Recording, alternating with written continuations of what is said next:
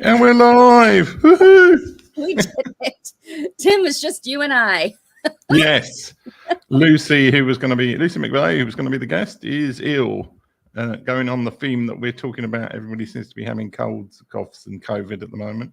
Yeah, you're talking that everyone who hasn't caught COVID is now catching it, or all the colds and flu that we didn't catch during lockdown, we're now catching. It's basically like The Empire Strikes Back, except it's colds, COVID, and every other illness known to mankind is coming back. So she was going to talk about Pinterest, correct? Yes. And she'll be back at a later date, I suppose. Yes. A possible might even try and get him on next week, but I'm at a conference on the Wednesday next week. So that's why I wanted to do a show this week anyway, even if we don't, because like people might forget who we are if we're off for 2 weeks. So, Tim, let's talk about, because we haven't been together in a while by ourselves. Yeah. Doing a show. So let's talk about what we're up to. What new projects are you working on? What new projects am I working on? Well, I'm still doing Book Chat Live. It's fits and starts. I've got next Thursday, I've got a show coming through. I can't exactly remember the guest on my top of my head. You can see the massive amount of preparation I've done for this show. And I've also got a guest the following Thursday week. So yeah, still doing Book Chat Live, which for anybody who doesn't know is a show on Amazon. It's also on YouTube if you want to find it, where I interview an author or esteemed guest and ask them for their book recommendations. And it's been pretty good for finding out book recommendations. My secret project, which won't be very secret because I'm telling everybody, is that I'm thinking of starting off a travel/conference YouTube channel. Because I'm at a conference next week. I have been slightly waylaid with my plans though, because I spent lots of time researching like vlogging and other cameras, and I identified this camera that seemed to fit the bill, and then I go to order it and it's like not available. Apparently like there's big chip shortages and a lot of cameras aren't available because of all the COVID and Ukraine war and all the rest of it. So yeah, I don't know. I might buy a different one, or might just wait. Because Sony apparently have stopped making a lot of their cameras temporarily while they wait for these chip shortages to be resolved. Oh my word! I've heard of shortages around the world, but so your channel is specifically travel. You said it's travel to travel in general. Conferences. Travel, conferences, and walking. I might even call it something like Tim Lewis Travel CW, something like that. But something I've always been cursed with is a common name. So like I'll go to any domain registrar or any thing and it's like Tim Lewis has already gone. It's like even years and years ago I did actually own Timothy Lewis as a domain, but for some reason I lost it because I was incompetent. I went with a crappy domain registration company. But even then, this was like 2003 or something, Tim Lewis had gone. TimLewis.com has been gone since the beginning. There was some sort of condo company in California that owned TimLewis.com. So it's never been available. I remember when it was the brilliant idea to purchase domains. Yeah. And people actually made decent money off of that because, I mean, you can't even come up with domains now. It's so hard, but I do remember this. So that's why I'm marrying James, because if someone can find another Christelle Loren Valentine, send them my way. I need to buy that domain fast. Well, I mean, I think if when I write some more books, certainly fiction, I might well use a pen name. Okay. Now, I never liked the idea of not having a pen name because it was like, well, it's not your name. But from a purely marketing point of view, having a distinctive pen name is fantastic, because otherwise it's like, well, you type Tim Lewis into Google, even Tim Lewis author, you get some weird Guardian journalist. There's a pastor in Oklahoma who writes books called Tim Lewis. It's just not a great name for being an author. And I use my full name, Timothy Michael Lewis, for my fiction books, but that's too long. Yeah, I think there's a lot to be said for distinctive names. That's hilarious. So these are your new projects. You have mentioned possibly doing a conference at some point. Is that anywhere? Yeah, but it's like with all the other things I've got going on, it's going to have to wait. I was thinking of doing a meetup in North London, somewhere, possibly London. Okay. People. I'm not sure I'm yet at the comp. I think that's the best way to start, is to do some sort of meetup. But even that, I haven't organised anything or done anything really, because it takes some courage to organise something and then hope that people turn up to it, which I probably could do. To be honest, I'm happy just sitting in a place of my own if I'm like for a while with a phone. Yeah, so that is something I might do down the line, because it makes sense, because I know a lot of speakers. So that'd be really cool. you could I mean, probably it's start off a mini conference of some sort. Yeah, well, and the other problem is London's so bloody expensive. It's just such hotels in London at the moment are just ridiculously expensive.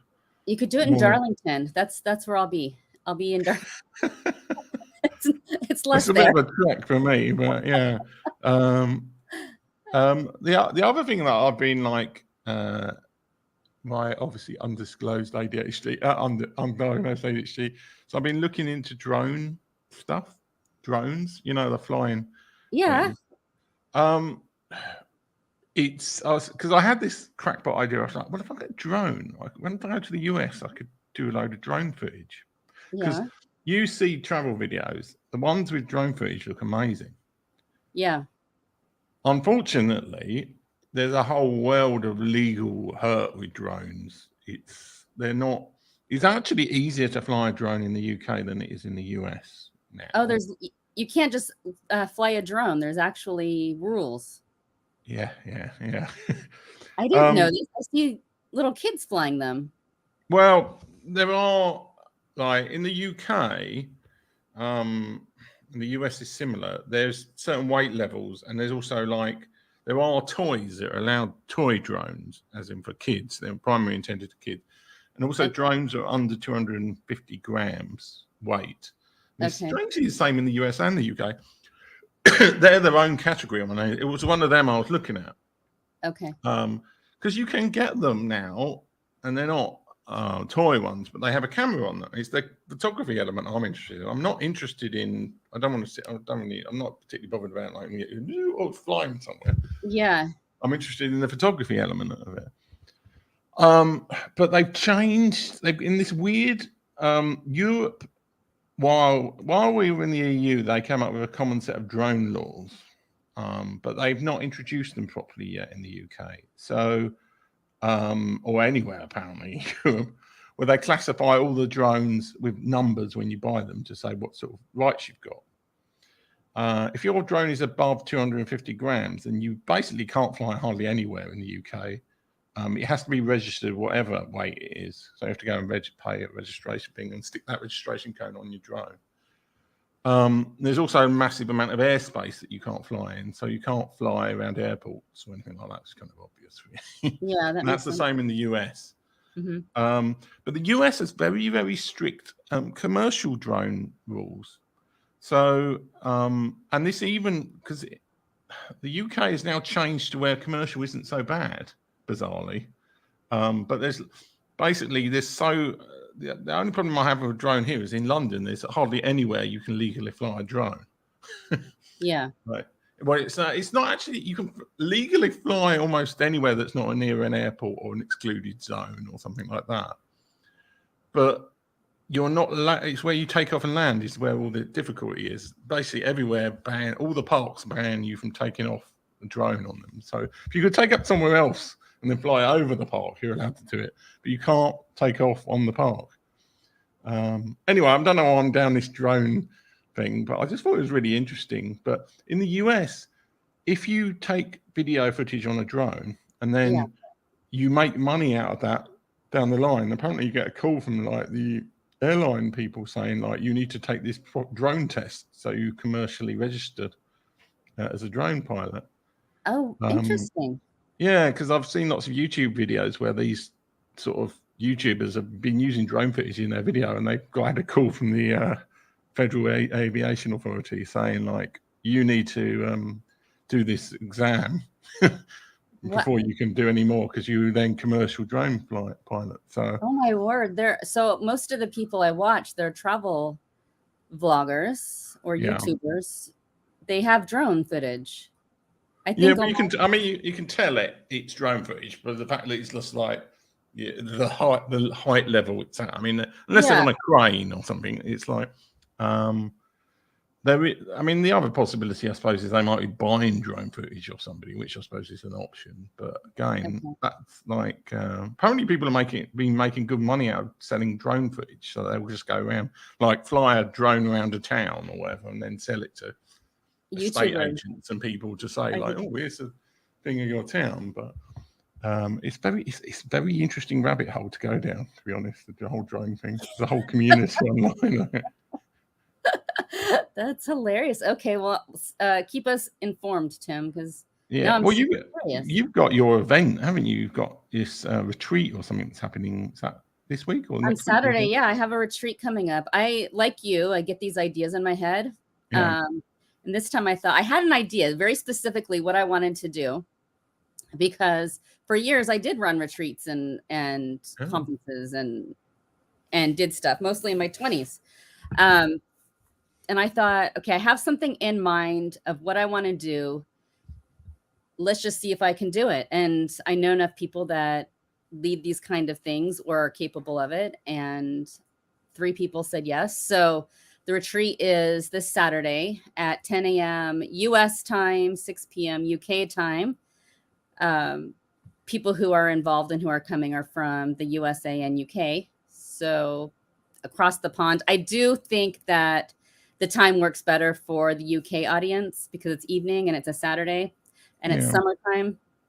But regardless, we're having a breathwork lady come and present us with the tool of breathwork, which is incredible if you've never done it. It's very healing and peaceful and restful, and that lasts about an hour. After her is one of my networking friends in San Diego. I belong to a networking group, and she's a creator of affirmation cards and gratitude journals, and she's a life coach that speaks on the importance of affirmation. So she's doing an affirmation workshop for about 30 minutes. And then April, did we have April on our show? April Klingmeyer. Was she on our show? She was on our show, yeah. Okay. She's doing our creative meditation workshops. So she's nearing the end of, hi, Jenny. Jenny's part of the retreat. Yeah. She's helping keep me organized and see, people like me, I need someone to help me stay on track. I'll not lose people. Jenny's helping with the retreat. She's one of our hosts. And April's doing, as I was saying, the creative meditation, which it's all just creative, interesting, good vibe kind of stuff, all healing stuff. So it'll last, I expect, 2.5 hours, and hoping a few more people register. But if not, even the people who are taking part, it's just such good tools, and I want them myself. So I'm excited. I'm excited to do breath work again and to do the creative meditation and just hear the positive affirmation that these women have. So that's coming up on Saturday. I'm very, very thrilled. And as you do, I kind of do things I learn as I go. Yeah. So even just trying to figure out the best place to do an online workshop or best place to promote, I learn as I do it. I don't learn any other way. I just do it and kind of go and see what works best. So that's been fun, kind of learning ways to promote, being creative about it. So that's our activity for Saturday. It's an all-woman event. So people, like I said, can still register and go to my Facebook page, Christelle Loren. I'll put it in the chat and they can find information there. So that's what I have coming up. Other than that, my other projects are, I just finished a art life coaching, an art life coaching certificate. So I'm doing little tiny mini workshops on my Facebook page. Again, another experiment, but Yeah. one of my healing tools has been art over the years. And so I'm now leading mini workshops. I'll probably, right now I'm charging, but I suspect I'll just kind of go live and show people what they can do with various creative avenues, with art and healing. And it's really, really interesting and fun to do that. So I suspect that I'll do some live shows for free, but I have a couple workshops coming up in that regard as well. So right now I'm scheduling one a month. That's a paid event, and seeing what happens. If money was, well, if one of these, if all of these ideas took off and produced huge amounts of money for you, which one would be the one that you would want to do full time? I would do both in harmony to each other because they both kind of go along with each other. I would pretty much continue doing this and just try different avenues. I would actually like to do them in person. Yeah. I'm practicing online, but I would really like to do this in person. I would like to do a retreat with some of my favorite women in the UK, possibly, or at least attend. I would like to do these workshops in person, whether it's at businesses or women's clubs or centers or even shelters, anything like that, because really there's so many healing avenues with art. And then also the workshops that I'm doing, I don't know that I could choose one. I would want to do the same. Yeah. The other thing I'm doing in August is I'm going to Podcast Movement, which is in Dallas in Texas. And of course, I'm not just going to Dallas because that would be easy and would count off more states. So hopefully I'm going to be adding another 7 states to my list of visited, well, 8 states actually, if things go well. I'm going to be visiting Alaska at the start of it, and then various other US states. So fingers crossed that will take me up to about 38 states done by the end of that. And then I'm going back to the US in September for somebody's wedding. I don't know who that. I don't know whose wedding that might be. Yeah, I'm probably. I mean, I'm not going to really be able to do all 50 states before my birthday next year, but I should be able to get up to about 40, I think. Oh, that's good. So, will you be able to do it by the end of your 50th year? Is that what you're saying? Oh yeah, should be able to. I reckon. Okay. I mean, the problem is that the biggest thing is actually the seasonality in the US. I mean, I don't really want to end up in, say, go to North Dakota in January or something like that. That's the big problem. Well, there's 2 big problems, like seasonality and visas. Because, I mean, I've already, this trip in August, that's another, like, I mean, I'll be up to sort of almost 2 months, I think. And you're only allowed 3 months a year on the visa waiver. Oh, I see. Apparently they are quite aggressive in enforcing that. I've heard from people. So that it's like if they see you going over and over to the US and you're there for a long time, they will sort of start questioning you at immigration. So the visa waiver, you're allowed 3 months. I thought you were allowed 6 months. No, it's 3 months. Are you allowed to move across the pond for 6 months, or why did I think there were 6 months involved? Well, maybe James has there's a fiance visa you can get. Maybe James got that allows you to stay for 6 months, but no, it's 3 months. It's 3 months. I think the UK one might be 6 months from the US. I'm not sure. Maybe that's what I saw. Okay. Yeah, I mean it's interesting how like different countries have different visa. 6 months is Mexico. You can move to there for 6 months. To be honest, I've looked at that, so that could be very well what I was looking at. Yeah, even that they're clamping down. Apparently, it used to be that apparently you just went and they stamped 6 months on your card, and that was it. But now they ask you how long you're staying, and if you've got a ticket, they'll just do it for that long. Oh wow! Okay. So yeah, because lots of people were apparently going to Mexico and going on the tourist visa. 6 months, and then at the end of 6 months they go over abroad and come back again and get another 6 Oh months. yeah, I know quite a few people who live in Mexico simply because I live on the border here, Yeah. and so they travel back and forth. Yeah, well, it's still allegedly relatively easy to get like temporary or permanent. I mean, that's the thing with anywhere. You should be getting doing it properly if you're actually going to live there. Obviously, the US is extremely hard to actually live in if you're not American. Yeah.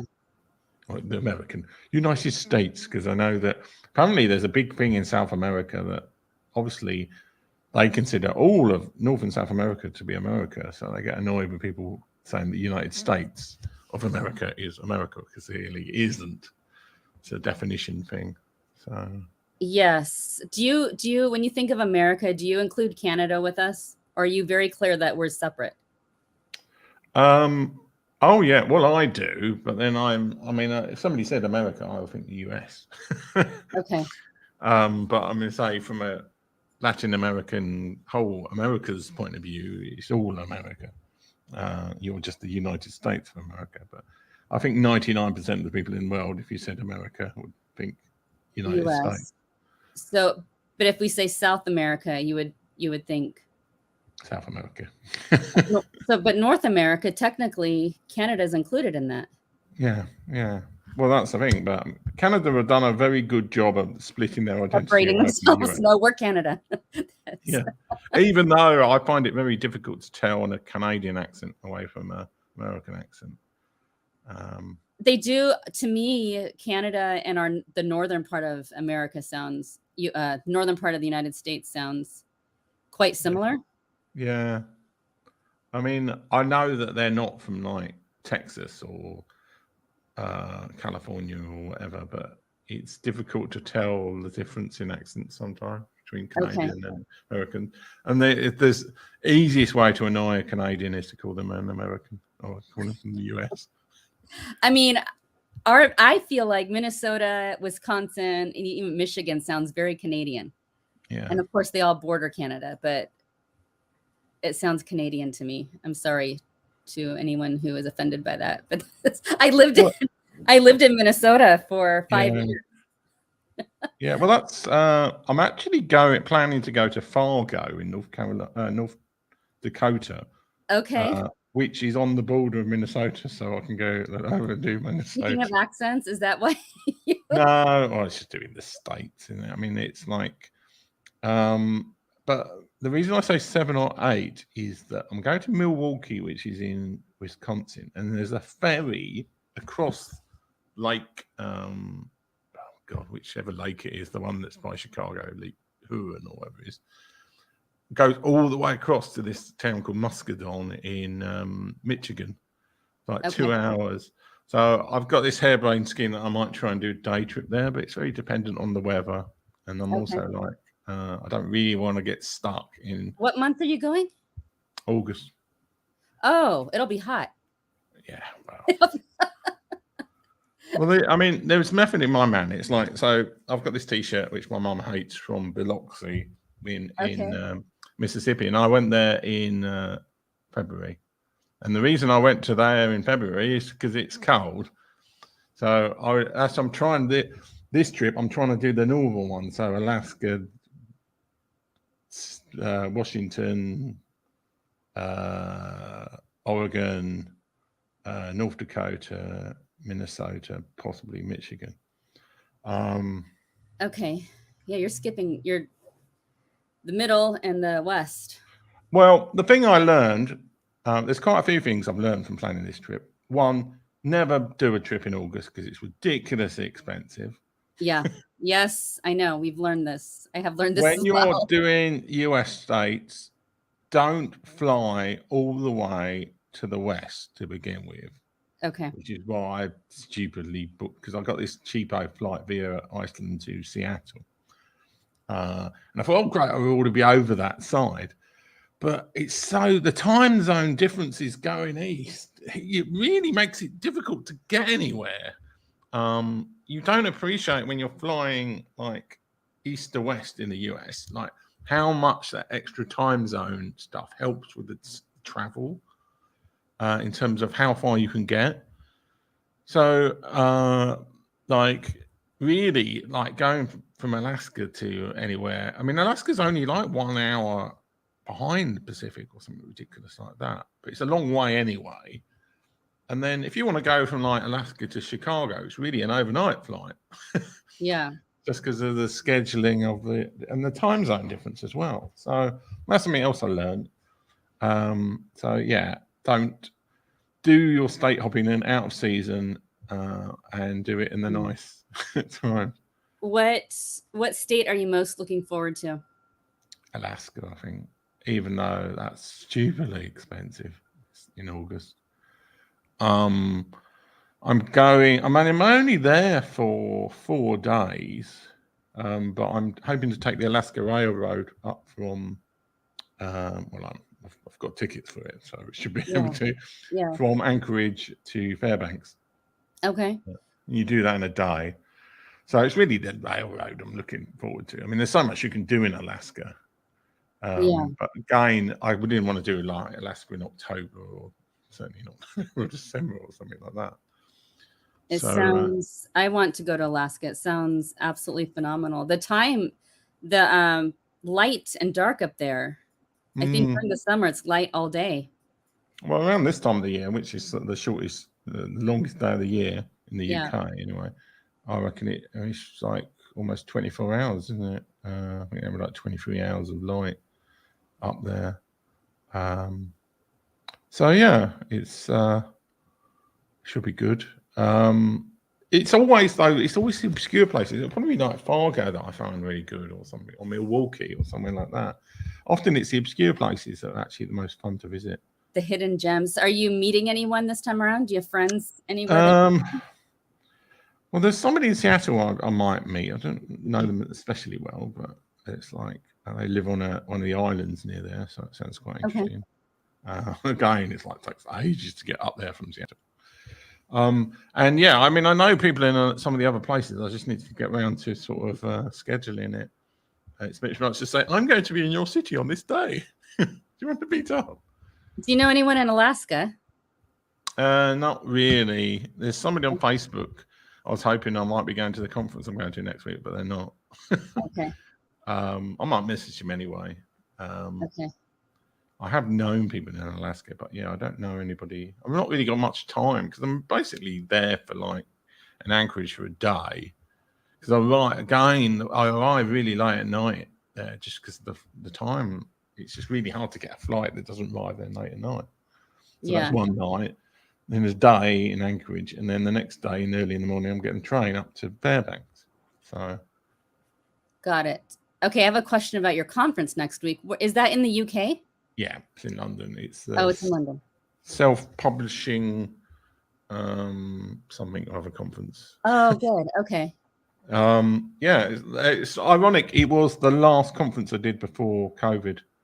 They had like, it was funny because it wasn't when we locked down, but it was like almost probably a week before, and they held their first ever conference at the South Bank Centre in London, and like half the people didn't turn up. That place was half empty because people dropped out because they were worried about like COVID and the like.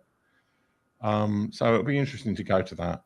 Is this in any way related to the self-publishing thing you do on Twitter?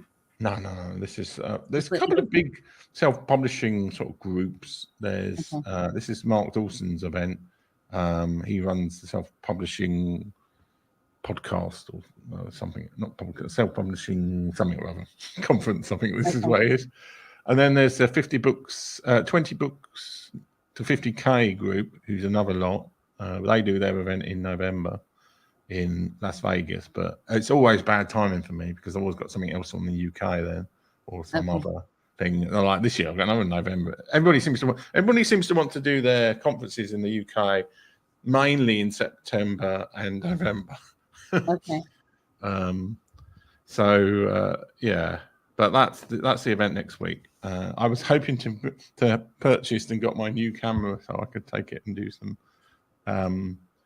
Because most of the stuff I do is conference related or travel related. Yeah. Yeah. And it would be good to document, because I kind of document it all on Instagram anyway, on my Instagram stories, amongst also boring stuff as well, like pictures of trees and the like. I know. But it would be good to do it, and also because I'm trying to understand how to do video editing and the like. Okay. I spent a lot of time learning video editing, so yeah, it would be good to do it. And also, it's like kind of like I like the idea of doing some proper, because it's part of the. There's something nice about sharing your travel experiences, if that makes sense. Yeah. And it's still hopefully give me a way of doing it. But I haven't set up the channel yet. I haven't got any equipment for doing it really, apart from my iPhone. But actually, I have learned how good the video on an iPhone is. Like the newer models is really good. Yeah. So obviously, I wouldn't need a drone for next week, even if I did want to go down the drone route. I'm part of me is like, oh, should I buy a drone for the travel side of things? But so it's difficult to use it in the US in a non-commercial way. And while I could go to the US and do the drone exam thing, and then you do all the registration, I'm like, I'm not going to do that.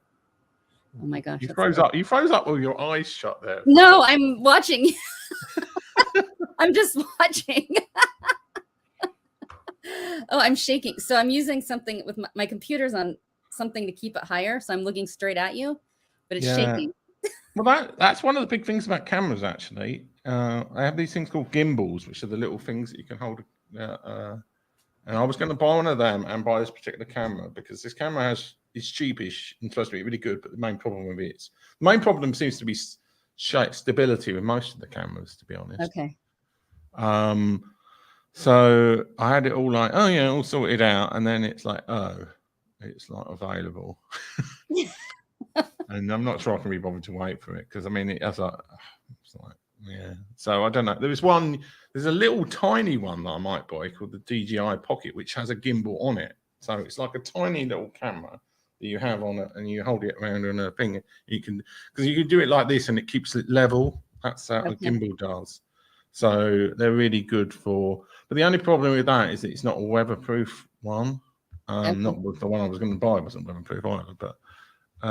So yeah, it's interesting. It's amazing rabbit hole, the whole travel thing. So well, James and I will be watching, because we're obsessed with travel vloggers. We watch the Endless Adventures, Mark Wiens, who's mostly food, but so make sure you have food on there. We love food. That's my request. And the Travel Beans. There's a couple others I'm forgetting. The Happy Dumpling or something like that. I can't remember what he is. Yeah, I did watch this one. I think it was 7 and 8 or something. They used to. I got a bit bored with them. I stopped watching their ones. Yeah, well, I tend to watch more area-specific ones. So I watch a lot of ones about Thailand and Mexico and Vietnam sometimes. And yeah, I mean, it's interesting. I'm to watch them.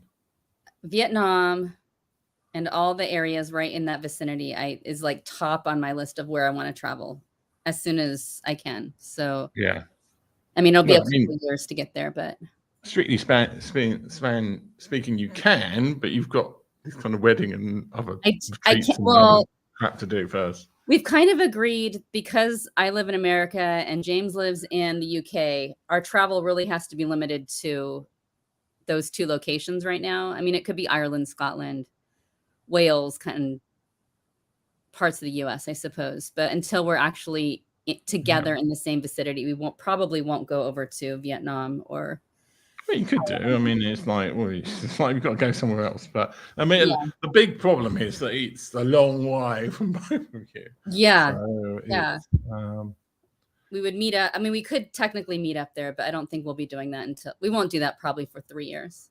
Yeah, well, I mean, the advantage of going to either one of you going to the US or one of you going to the UK is that one of you is going to be saving on money for that trip. Exactly. Going to have accommodation. So. Exactly. That's part of the conversation. So, but we still get to travel because we fly across the pond. So yeah. It's great. We still get the travel part, and I don't know. I'm learning learning England, but I still have to go to Scotland and Ireland. I want to. Well, I've only ever been to one place in both Scotland and Ireland. So I've been to Dublin twice in Ireland, and I've been to Edinburgh 3 times. And I haven't been anywhere else in England. And I suppose you know quite a few people in both Scotland and Ireland. Yeah, well, probably more in Ireland, actually, strangely enough. Ireland is in some ways easier to get to. For me. Well, the noddy little airport, London City Airport, which is the nearest one to me, has direct flights to Ireland, and it does do a lot of it. It doesn't seem to have any to Scotland for some reason. So, would you take the train though? Probably, yeah. Okay. The trains are all very scenic. Well, the one to Edinburgh up the coast is. I mean, the bit between Newcastle and Edinburgh is really nice, and apparently it continues up, and it's really nice going. It's a really coastal train, and it's lovely. Very Hogwartsy. Hogwartsy, yeah. That's where we're going for our UK honeymoon, Scotland. So about that. So in America, we're going to Santa Barbara. Yeah. And in the UK, we're going to Scotland. Yeah. So my parents went to Scotland for their honeymoon. So. Oh. Yeah, that was in the 1960s. It's still the place to go. Well, that's the thing. You don't have to go a long way. Really, you don't have to go a long way sometimes to find like amazing places. That's the thing.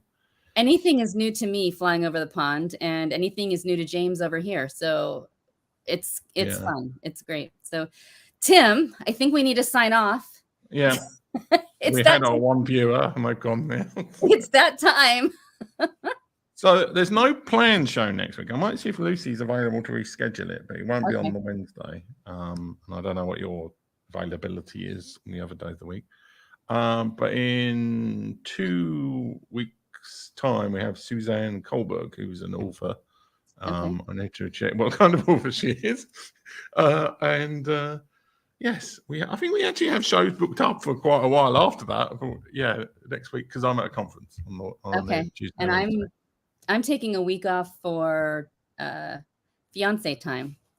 Oh yeah, are you going to him, or he's coming to you? He's coming here this time. Yeah. Okay. So the next 2 times he'll be coming here, and then Christmas time I'll be going there. Yeah. Okay. Well, so on that note, I have to remember how to do. And you still haven't guessed who the voice is at the end of the. I haven't. Is it Ramona? No. I think Ramona's in. In the outro, I did try to put everybody who wasn't in all the clips I've done. I see. And it's I just never got around to do it. Her show was relatively recent. This person whose voice it was. At the beginning. But I didn't have time. I think it was around Christmas or something. I didn't have time to do any clips. So they're from the beginning of our show, like 2 years ago? No. Well, not. Somebody says, like, it can be 6 months' time, and I think, oh yeah, it was yesterday. Actually, no, it wasn't. Oh gosh, I'm gonna have to keep thinking about that. Well, you get another choice to find it. So anyway, thanks for everybody who's watching the replay or is watching on Twitter in some way that I can't see on the stats. So goodbye. Bye-bye.